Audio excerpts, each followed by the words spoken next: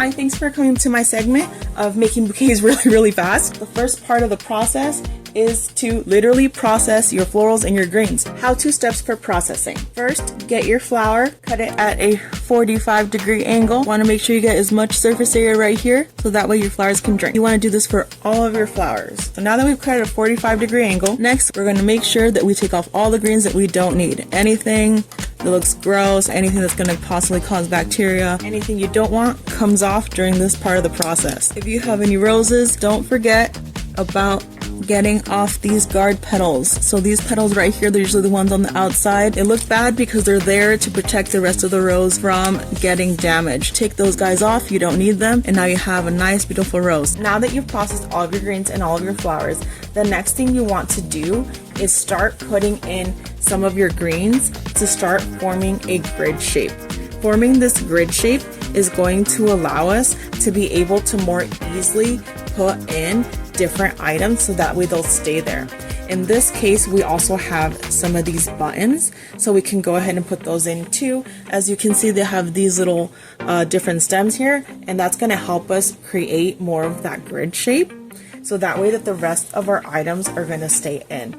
I also have these ones. Oh, I love these ones. They're so cute, little spiky boys. So I can put those ones in there, and there we go. And that's going to keep further creating that shape that we're looking for that grid. Now is a good time to start putting in all of your bigger stems. So you can start putting in your roses, and then don't worry if you're not super sure about where something is right now, because there is a high chance we're just going to move it around later, and that's totally okay. Things don't usually stay where you first start sometimes, but that's okay. That's part of the process of creativity. So no worries if you later feel like you have to move something around. We're going to add a couple of these fungi in here. There we go. Awesome.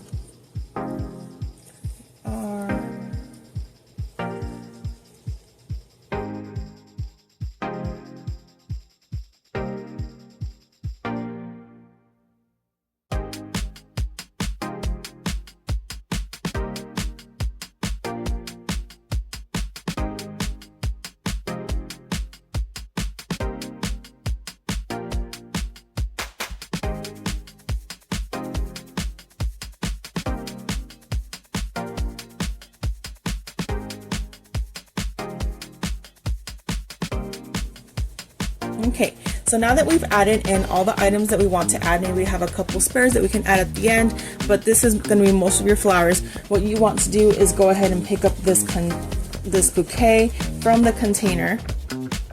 So now this is what we have. So now this is what we're starting with right now. This is your starting bouquet. If you're like, wow, this is exactly what I wanted, I'm in love it, perfect. This is where we stay. If you're feeling like you want something a little different, this isn't quite you were envisioning, you're like, oh, I would like to move some stuff around, this is a good time to do it. We haven't solidified anything yet, so this is where we're going to do it. So let's go ahead and move things around. You can bring things in, take things out. So in this case, I want to add this guy over here. I really want that statement piece. I have another long one over here. I want to add that, another statement piece. And then I just want to add a little bit more darkness over here. There we go. You do want to cut down your stems so that way they're all flat. The flat looks a little nicer. You want to get rid of any of these extra little tidbits so that way everything looks very nice and uniform. So you want to make sure you get rid of those things. And then you want to add your ribbon is what you want to add afterwards. And then your bouquet should be done. Wasn't that super easy? If you would like to see more of these quick under 10-minute bouquets, please like and subscribe.